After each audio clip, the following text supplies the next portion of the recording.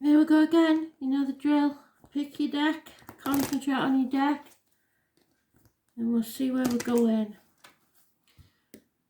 Goddess deck, Aboriginal deck, Lightworkers deck, Wisdom deck. One card each one. Goddess deck first, please, Spirit.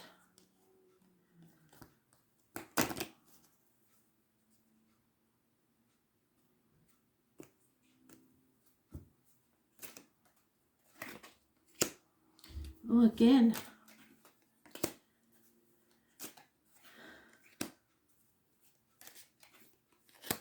And again. Them two have been out the last 3 days. So, we've got the Goddess deck first. Have you picked it? It's the Goddess deck. See? We've got the Emperor. Those born on the 4th or the 31st, living or past, state for your diary and address. Massively important in a positive way. This could be a successful male person. It could be Aries. It could be anybody born on the 4th or the 31st, living or past, date for your diary and address. This is your way or the highway, not taking no for an answer. Aries rules the head, the face, image and birth. So some of you may be having a new image or a makeover of some type. So, see what this is about, shall we? Frigg. She's a Scandinavian goddess. And she's a mother. So a mother energy, either in spirit or in the living, is giving you a hint at what this is about. Again, the deer is out, so we need to look up what the animal totem for the deer is. It is on my page somewhere, but I will look it up.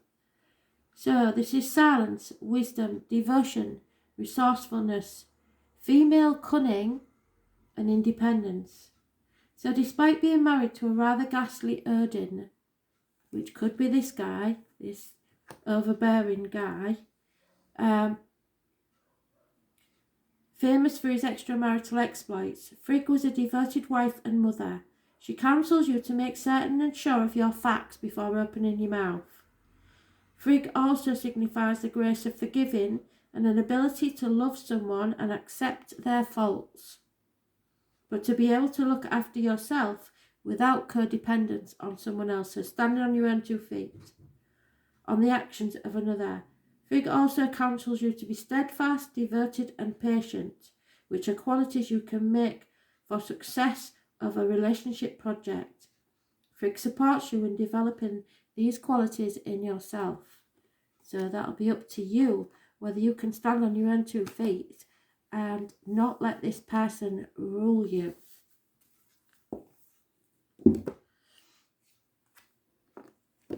The Lightworkers deck, if you pick that one, it is a settlement of a long-standing problem and or fresh start, raising things to the ground and rising like the phoenix from the ashes for a second chance or a brand new fresh start. So settling a long-standing problem and a fresh start. Those born on the 20th, living or past, if your diary and address, massively important in a positive way.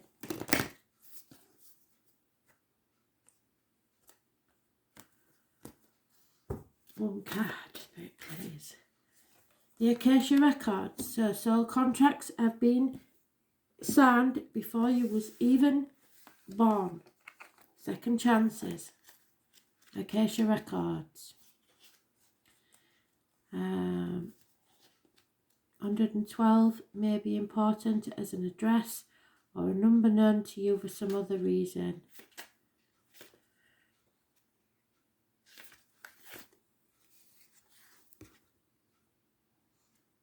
Acacia exists in the 5th dimension, so it's all about telepathy or communications without speaking. It's the Library of Souls. All soul contracts, history, gifts, lessons and more exist here. We each have access to this information of the past, present and future and can tap into it at any time. While we have free will, there are points on our timeline of our lives that are predestined and pre-planned. Soul contracts or agreements that we made before incarnating. It could be the company you chose to work for, a relationship you plan to have, or a person you agreed to mentor or help. Whatever it is, know that it is divinely guided and will not pass you by. If you are waiting for a sign to proceed, this card is it. You are likely living out an important part of your soul journey, and you are exactly where you need to be. This is a very exciting time indeed. It is time to call on the support of your helpers, both in the physical and the spiritual world. To trust the signs coming, to take note of your dreams, notice any feelings or visions that you might receive, or any coincidental or random occurrences. For you are tapping into the wisdom of the Acacia, and you are being given the go-ahead to proceed. Open yourself up to receive the wisdom of the Acacia. You are ready to download any information from your soul records that is in your highest good and the highest good of all. Thank you, thank you, thank you. So you're going to learn something from Spirit if you're ready to listen. The Aboriginal deck, it's an injustice, I'm afraid. Those born 1959 plus or minus 12 February to February may be involved somewhere, and those born on the 11th, living or past, state for your diary and address, massively important in a negative way. It's Libra energy, it rules the loins and the marital home, so there is an injustice there somewhere. Some of you may be going to court, and I'm afraid it won't go in your favour.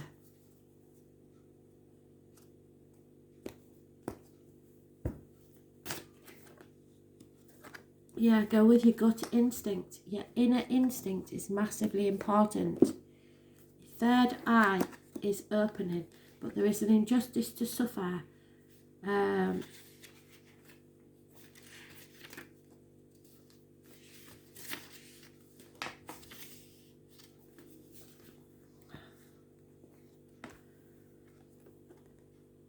That's your inner instinct, the purple. There are events happening around us, and we all know what they are. We all have the ability to understand the universe at a deeper level and listen to the messages she gives us in random thoughts or voices. So again, Spirit's talking to us. Or voices that have no place on this earthly plane. She talks to us constantly. However, like the children we are, we often choose to ignore that chatter from our mothers as we are busy playing grown-ups and have no need for parental interaction in our version of the game. The universe is giving you a very clear message. In fact, these messages are so clear, it would be easy to believe that you're stuck in your own personal version of Groundhog Day, because until you take notice, Spirit won't let go. Being stubborn and rebelling against change is not an endearing quality. It's hard work for everyone, and it's time to take a break and give in. Not everything needs to be a battle, and not every battle has to be won. Sometimes a truce is just an alternative way to win whilst keeping your dignity. So give somebody the chance to back down and save face, or you may lose the battle completely. The final one is the shock. We had the shock yesterday, didn't we? Something may be a positive or a negative shock, but it is a massive shock. It could be an explosion, an eruption of a volcano, anything, earthquakes, anything, electrical and water problems. It does have a vague connection with Pisces, but only because of Neptune. And those born on the 16th, living or past, date for your diary and address, massively important. So let's see if it's good or bad, shall we?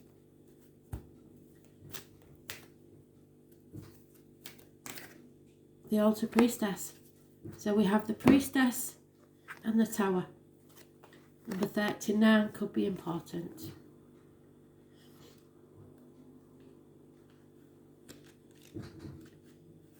Something like the High Priestess in the deck. So the stage is set, the world is waiting for you to take your place in a sacred meditation and prayer. As your ally, the Priestess brings the ritual of reverent interaction into the mundane world. You're being required now to see everything as sacred, all life as a meditation, and every action as a prayer of devotion. When you're able to perceive the world in this way, your question will lead you to the appropriate answers. If all is sacred, how can anything be wrong? Ask how you can shift your consciousness to see your circumstances through the eyes of the divine, and you will realize how perfect and sacred everything is right now. So, unlike the Bible, what that's saying to you is, if everything is life is sacred, then so are you. So are your feelings. So are what you believe. So nothing that you do can be wrong as long as it's not physical harm to others. So as long as you are only seeking happiness without physical harm to others, then there isn't any wrongs as far as spirit are concerned. So you decide what that means for you. Thanks for listening.